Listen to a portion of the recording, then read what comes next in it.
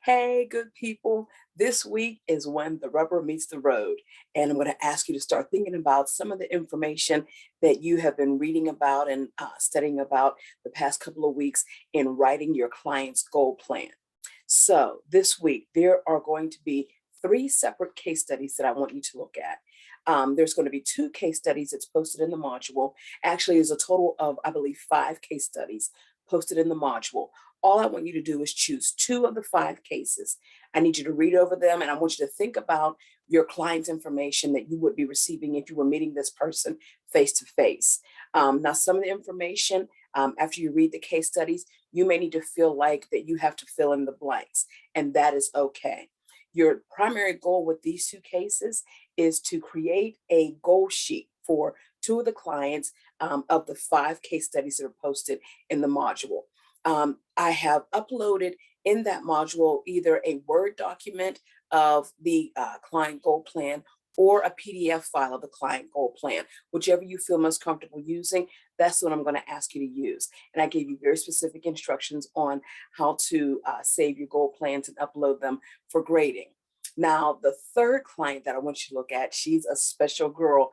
Her name is Mika. This is an avatar client who is going to kind of be going through the process of meeting with a caseworker for the first time. Now, this avatar that you're going to be working with, it's very interesting because I need you to pay attention to kind of the flow of the information that you're going to be hearing from Mika, but also you're going to be reading some information as well. And I need you just to be mindful of the information that you receive from her and think about the information that you need to obtain from her. And through this avatar process, you're going to be choosing the questions or the comments that you, the worker, would be asking of her. Now, you're not going to be able to hear a voice for the worker, but you hear a very familiar voice for the avatar. Again, her name is Mika. So, again, as you're listening to the avatar and going through that program, I want you to think about the direction that you want the conversation to go in and choose the appropriate response.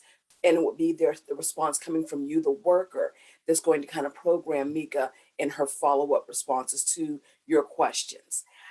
There is also going to be a goal sheet that I'm asking you to complete for Mika as well. So you can use the same goal sheet that is available for the other two case studies, but then also for Mika, I would like you to also complete an assessment form. I'm sorry, I had a brain cramp for a minute. The complete assessment form for Mika. So let me kind of sum this all up. For two of the clients that you choose from the written case files that are there, all you're going to do is complete a goal sheet for them. And then for Mika, for that client, you're going to listen to the interview, kind of follow through with the avatar and asking the right types of questions. And at the end of that, you are going to complete a full client assessment as well as a goal sheet for Mika. All right. So all of this information is available for you this week for you to work on. If you have any questions or concerns about anything, you all know how to get in contact with me. In the meantime, what I'm going to ask you to do is I want you to think about someone that you could work with, a friend, a coworker, a family member who would not mind being a fictitious client for you. I'm going to post in your module a client sheet that when you identify someone who wants to be a client for you, then just ask them to fill out a little bit of the information, identifying information for you that you would follow as the worker and they would follow in being your fictitious client. Now tell your friend, coworker, family member, whomever that they got to play this person to the highest extent, that they need to be the client, consumer, or patient that they say they're going to be. And what I need you to do is to think about the types of questions you want to ask of your client, consumer, or patient and guide them in the conversation. So when you're doing this, and again, this is an exercise that'll be in the upcoming week. When you're doing this, I'm going to ask that you, again, think about your questions, think about the direction, because you're going to be completing an assessment sheet as well as a goal plan for this fictitious client.